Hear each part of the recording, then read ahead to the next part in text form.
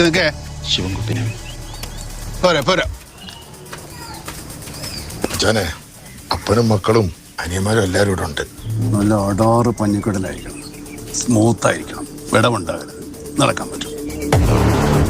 കോടതി കൂട്ടിക്കയറ്റി നിർത്തുമ്പോൾ സുന്ദരന്മാരായിരിക്കണം. പിന്നെ സ്വാമി പണിക്കിറങ്ങി അയ്യപ്പ കോപം വരുത്തി വെക്കണ്ട, ചുമ്മാതെ നോക്കി നിന്നേച്ചാ മതി കേട്ടാ. സ്വാമി ശരണം.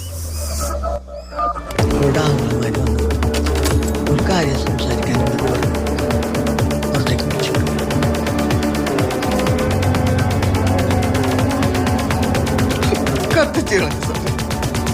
ആ ചമ്മിക്കോ.